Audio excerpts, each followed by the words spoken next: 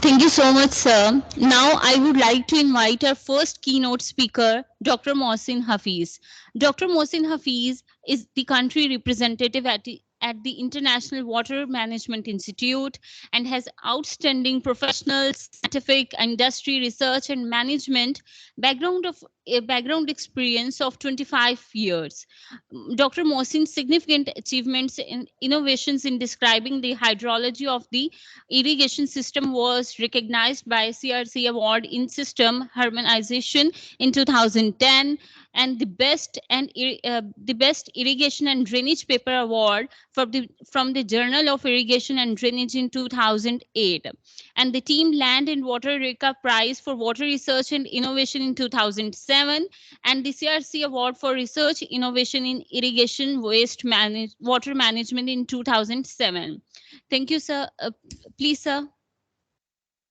Thank you. Assalamu alaikum, everyone. Honorable Vice Chancellor, Professor Dr. Saeed Mansoor, Sarwar Sahab, Professor Dr. Noor Ahmed Sahab, and then the Professor Shehbaz Khan, and then the other water professional ladies and gentlemen.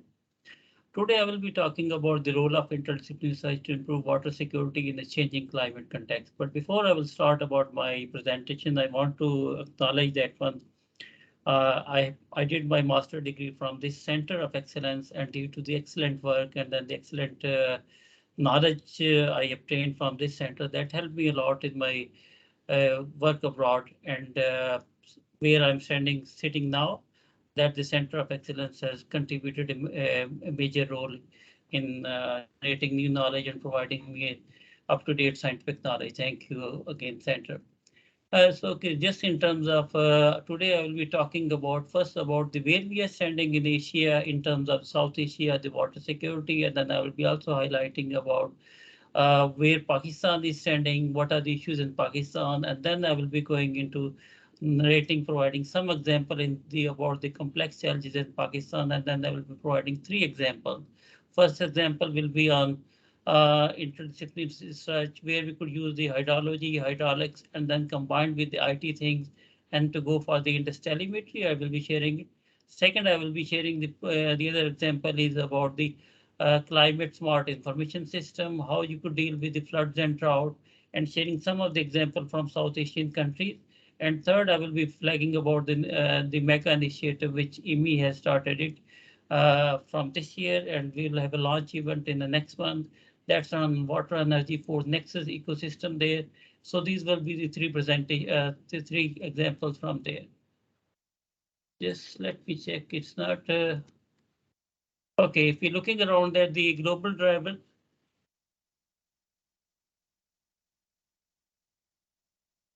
in 2021, there was many new things came up as a new knowledge products. One was about climate change. IPC shared a new reports, and then the final finding have been shared this year, beginning of this year. There was also the FAO after 10 years, they updated their land and water sources and saying what's happening around the globe. And after 10 years, there was a United Nations Food System Summit, which was also looking around that one, what's happening on the food system, and then what are the challenges there, and water is one of the key indicators. There was many other global initiatives there. If you're looking around the water situation in South Asia is I mean that as a subcontinent, we are facing a lot of extreme challenges there. It's around 25% of world population lives here, but only around 4.6% of world annual renewable water sources are available there. 90% of water is used for agriculture, and more than 300 wells or tube is using excessive amount of water, and then that's where the around 60% of water is directly again going to the irrigation, and that has a huge impact also on the energy consumption, which is in South Asia, as well as on the greenhouse gas emission. And then when the groundwater depletion is extensively happening, that also creating a new challenges, the energy demand, we need to deal with that one. Also, we need to look around that one, how much water will be available for our future generations, and all the ecosystem is severely impacted there. But also on the top of that one, there are increased water risks, which is due to climate change, the floods and drought. And in my next slide, I will provide some of the examples there.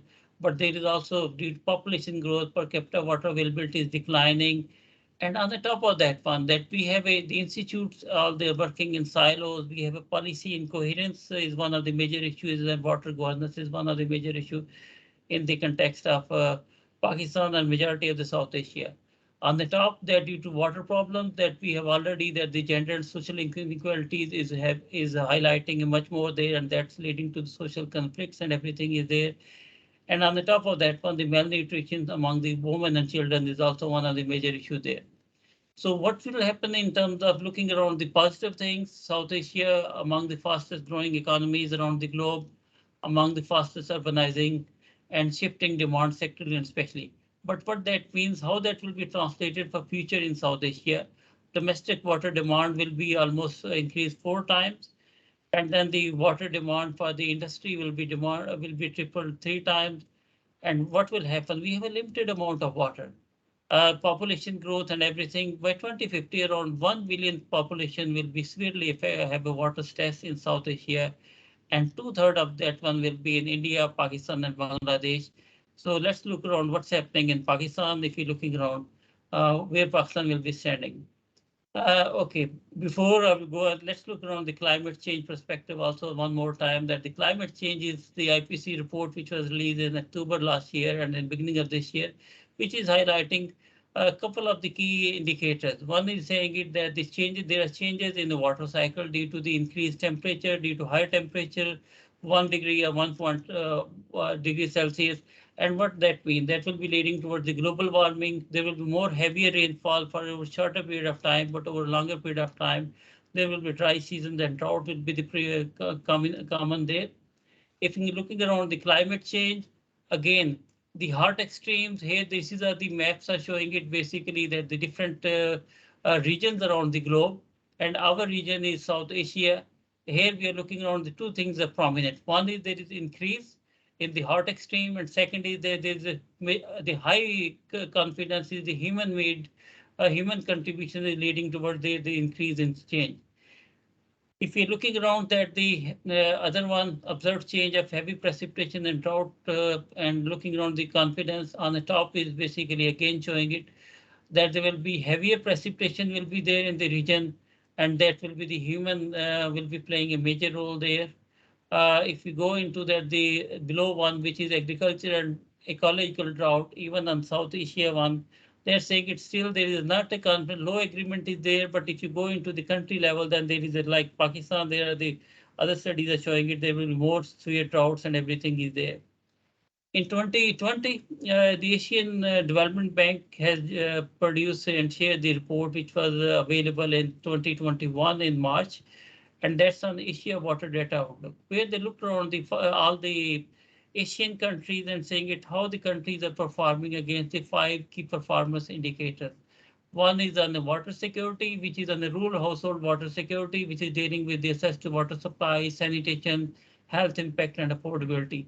Second important key dimension, two indicator is economic water security, which is broad economy, agriculture, energy, industry is there. Third is key dimension is urban water security, how the urban cities are facing in terms of water supply, in terms of sanitation, in terms of drainage and floods and environment. Then the fourth is on the key is catchment and aquatic system health and environmental governance. And fifth is on the water related disaster security, climatological risk, droughts, hydrological droughts, and then the meteorological risk. IMI has contributed in the water related disaster security and the key performance indicators. Here, and this is a map which is showing it on the top. You will see there are they define it whether the country is a model or the country in they're in very poor stage or in the adequate information is on the y-axis. It's about the different countries, and if we on the below is the percentage, how much where the country is standing in terms of different on the top there is nascent, and then there are the other thing, the model role and everything, and then there are the key dimensions which are categorized in the color coding. That the blue is showing that the key dimension one, rural household, and then the brownish is showing that the urban, and then the red is showing that the key dimension and water related disaster. If you look around that the Pakistan, We are very, I mean, in the lower bottom, the lower, I mean, from the bottom, we are in number two and number three. Afghanistan is the only other country which is facing that kind of problem.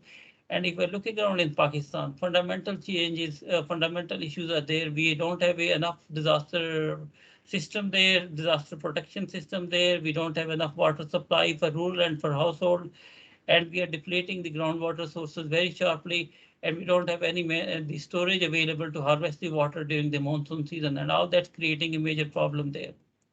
So let's look around the Pakistan. I will not go through all these challenges, but one of the fundamental challenges, we have inadequate water storage 30 days. But now the government is building the more reservoirs and everything, which will be leading towards our increasing our water storage in to 45 days compared to the India, where it is around 400 days, and USA and Australia 600 days plus.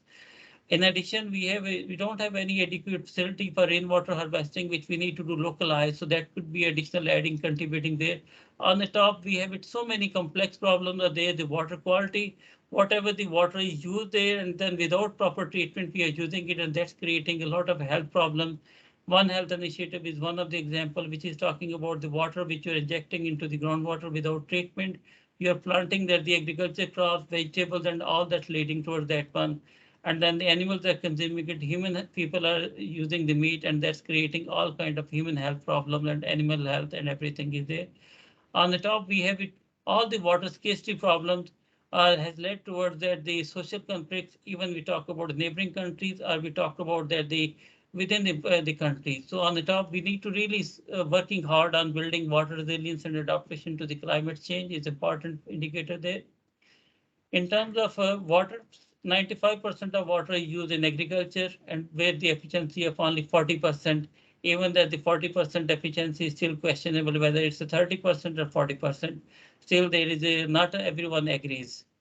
Groundwater, we are using around 50 million acre foot by more than 1.3 million tube wells, and that's contributing 50 to 60% of the more than irrigation water supply. The overall our budget is negative. Let's look around the groundwater is a looming situation. 50 years ago, we were having Persian wells, water wheels around 3 to 12 meter groundwater depth. Then we had pumps introduced 30 years ago, and then we start going on 30-meter groundwater depth was average maintained. And now it's around 100 to 300, 10, 15 years ago. And now even in some areas in Balochistan, another one, we have it, we are facing acute water shortage, even at 1,000 foot, that we don't have the enough water available there. So we are facing a dilemma of like it's a cat and rat chase. How long we could survive? In addition, I mean, yes, we may survive, but what about our future generations? So which we need to really seriously think about that one. One of the fundamental challenge why we are doing that one, because we are working into the silo approach. Every department is if in the irrigation department they are only worrying about groundwater use and condition or surface water supply. We are lacking the holistic perspective to the water management system approach is there, because all is a part of puzzle, all part of the landscape is a one. Now with the use of satellite technology and everything, we can combine, and we could have the Internet of Things, and we could get a more precise information and make a bit more system level approach. And when we are making a decision at one area at the top, that should not be impacting the downstream area, because it all is a part of linking with the one system approach there. We have a national water policy which is good enough, and then that's we have made a significant progress there. In terms, we have policy storage impacts storage. We are building a 10 million acre foot new reservoirs and everything there. But many of the things which is in the policy 33 policy objective, there is a no roadmap for implementation. There is a lack of that the implementation on the ground and regulatory, but the provinces are picking up on that one. And like Punjab in the Water Sources Commission has been formulated, and their IWMI is helping them in implementing some of the intervention like IWRM and comprehensive regulatory framework and planning principles. In Pakistan, in the 2021 NDC submission, again that there was a highlight on the that the climate vulnerability is one of the major risks, and where we need to think out of the box solution, how we could have a more robust climate information system, and all that information could be coupled there, and how we could improve the groundwater usage, how we could reduce the agricultural water consumption. Some of the key areas are there. Giving you three couple of examples. Industrial telemetry. According to that, the plan that the water policy that the all the provinces should have their the a real-time flow monitoring system be placed by end of 2021. But where we are standing, we don't have any system yet there. IMI is helping and working with the USAID and with other partners, PCRWR and the government institute as a part of developing the intertelemetry system there, and then so that we have accurate accounting and implementation of those one there. What we have done it, we have utilized that the hydraulics as well as hydrology and then combined of the internet things and as well as on a sensors, electronics and sensors there, and we are getting the information in terms of near real time, how much is the depth of water measured at the 4 canals or the other 11 canals in KP, how much is the velocity of that one, and providing a real-time information here on the left-hand side, sharing four of these canals there, Lower Bari Doab Canal, Kirtar Canal, Patfeeder Canal, where we have been successfully running it since 2018, and that information is working very well and generating a new information to improve that the water counting. At the overall, the Indus Basin through the WMFE project, we have more. There are 11 tier 1 canals in KP where we have equipped all the system there. And now what that means that every day around 9 a.m. that we are getting a message and then that information is available and that telling us how much is the flow passing there without any human interventions. And you are getting also the WhatsApp message around that one, generating that the flow of water, and as well as the dashboard and other information is available, which is telling us how that the flow, water is available and how much is there. You could easily sum up on a daily or monthly or yearly. As well as the groundwater information is also we installed in a partnership with PCRWR, and groundwater information is also available there. Now, the other important indicator, which I just want to say that we have a complex challenges, but then we need to think about that the country is facing the energy, having energy problem, food security and water security. How we could have that one, and water is one of the key roles there for either for hydropower generation or for growing the food. So we need to think about the water sources, energy sources and land sources, how that they will be working together and they are working and improving the ecosystem approach there. So has IMI along with the CGIR, the IFPRI, the co-lead there under the CGIR partnership. We are starting a new mega initiative where we are looking around the Nexus Game, realizing multiple benefits across water, energy, food, and ecosystem there. And that we are looking around transforming the system through strengthening nexus thinking and integrated management for inclusive sustainable development and build climate resilience.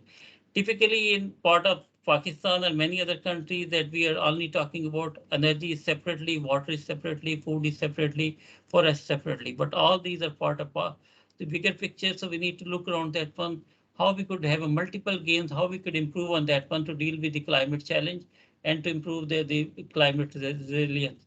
So in 2021, we have done a series of the stakeholder workshop, and then we organized a series of conferences at the workshop there, and in Pakistan also there. Around 500 stakeholders were involved in those discussions. And so now where we are now, the project has started, and it's working around the 5 river basins around the globe. Indus Basin, Pakistan is one. The other is Ganges Basin in India, Nepal, Aral Sea Basin, Blue Nile, Limpopo. It's around the major initiative is the flagship initiative for the next 10 years. The first 3 years and the phase one is for the first 3 years, where we are looking around the integrated modeling tool to assess trade-off and synergies. One is at the system level, second is at that one going into at the downstream at the localized scale level. And we will be looking around then the trade-off analysis, foresight modeling, different climate scenarios and everything. Second is about water productivity across scales and storage diagnostic tools. We have remote sensing tools available that we could utilize it for integrating and getting that information there. Then the other is how we could go for sustainable and then the clean energy production, solar energy and other possible options there. And then the important is on the nexus governance on the groundwater, because the groundwater is the section ignored there. How we could think about developing the science policy dialogues, multi-stakeholder platform to improve the groundwater governance toolbox. And for groundwater governance toolbox, it's important to have that information generated and getting real-time information. So we'll be doing deploying a lot of instrumentation and building the cadre of the future leaders. 40 emerging women leaders will be there who could have the champions are not working in silo on one water, but water, energy, food, ecosystem nexus context there. So a lot of the innovations there. In case of Pakistan, we are also doing there the environmental flow assessment tools there, strategic diagnostic tool for utilizing the remote sensing to have estimate about where are the potential the rainwater harvesting sites across Pakistan, groundwater governance toolbox, and agro biodiversity indexes at the national scale and everything. And cross-sector women leadership is important there, and that's providing an important opportunity for to the center of excellence like the institute. That will be there will be a lot of opportunity for the master degree and as well as the research on ground research activities to be doing internship with me. And Dr. Nusaf, I will talk with you separately on that one, how we could build this further strengthen the collaboration. Last example is on a big data approaches where we're utilizing the remote sensing tools and everything, how to deal with the hazard and risk management, managing floods and drought. So we had, again, when we are talking about climate adaptation, so we need to think about the water resources and disaster management. So we need to think about, first we need to identify the risk, if it is due to flood or drought, and then analyze changing the hazard trend, expose asset, how that will be impacting, what's the vulnerability there, and quantify the risk. Then once we quantify, then we need to go for a risk reduction, preparedness, early warning system, emergency planning and response capacities. And then we need to think about the insurance thing, whether risk management, other emerging products, but important is capacity building and gender and youth inclusiveness is important, as well as the governance policy and institutional arrangement need to be there, and the knowledge products and advisory services. Under the FCDO project, we'll be doing a lot of work under similar work under this, utilizing that framework for Punjab and as well as for the Pakistan. Okay, here sharing some of the example which we have already South Asia drought management system, which is already IMI has developed it, and it is providing the information at the national scale level, state scale level, district level, and farm scale level. And in India, it has been successfully where we are looking around the weather alerts, rainfall anomalies, snow covers, vegetation conditions, and composite index. And that's giving the information to the government policymakers about that one, what are the appropriate indicators to define the drought, and the same sport tool to deliver the seasonality and strengthening integrated drought risk management and all that information there. Just giving some of the example here, the agriculture stress monitoring using satellite indices on the left-hand side, showing that the example of South Asia, and then here giving a training to the farmers, and then digital tools and actionable things, and then the drought management response strategies and everything is there. Sharing another indicator is on the different extreme rainfall hazard map, flood reservoir, the heat wave, drought hazard maps, and all those information will be available as part of also for Pakistan. Okay, how this could be scale up? It was done initially work in India, but now we are applying it in South Africa and basically in Africa under the Water Secure Africa initiative there. And then Afghanistan, we also roll out early drought warning support with the World Bank support. And Sri Lanka is there now. We will be working in Pakistan also on these emerging challenges there. Just to conclude my summary, scientific evidence-based solutions are important, which are key success for any investment decision when we are making it. Holistic water sources management, considering the water and food security is a prerequisite there. And then if we do the silo approach, that we will never reach to the solution. Digital innovation will play a significant role to deal with the climate resilient tools for sustainable water sources there. So knowledge partnership is important for water, energy, food, and ecosystem nexus there. Again, that there is a need of research and knowledge partnership for water, land, and agriculture in a changing climate for anticipation is very important if you are thinking about the livelihood of poor and vulnerable rural communities. That's where we must do it. We'll be also doing some of the introducing the courses with the international universities on the strengthen the water institutions. One is thinking about integrated water sources management. Second, we are thinking about water, energy, food, ecosystem nexus. Introducing a weekly courses are also part of this in collaboration with few universities. Started introducing the coursework on those one. With this one, I will conclude. Thank you, everyone. Uh, Thank you very much, Let me take a few notes of Dr. Mohsin. That's a very much thank you for your elaborated lecture today on a short notice. And I will share with the participant that yesterday they have their own event at Islamabad, and he has taken time out for this conference on a very short notice. Thank you very much. He many times mentioned that we should not work on the silos approach, and he has taken the lead in breaking this silo approach. Whenever we have requested him, he has presented IMI work at different forums, and also we have tried to break this silos approach, and we are disseminating our researches done by the master students and PhD student over here and by my faculty members. Few of your work at the larger scale in the South Asia, for example, this drought forecasting and this mapping things have been practiced in this Center of Excellence also by our students, but at a smaller scale. We cannot go to the larger scale because of the time limitations of my students. And of course, we have now better and strong relationship with IMI. IMI has long history of research and development, not development, I will say research in this field, South Asia, in Sri Lanka, in Pakistan. And I think it will continue, and our collaboration with the IMI will grow for the mutual benefit of both organization and for Pakistan and the region also. Thank you very much, Dr. Mohsin, for your Thank nice speech. thank Thank you so much, sir, for sharing such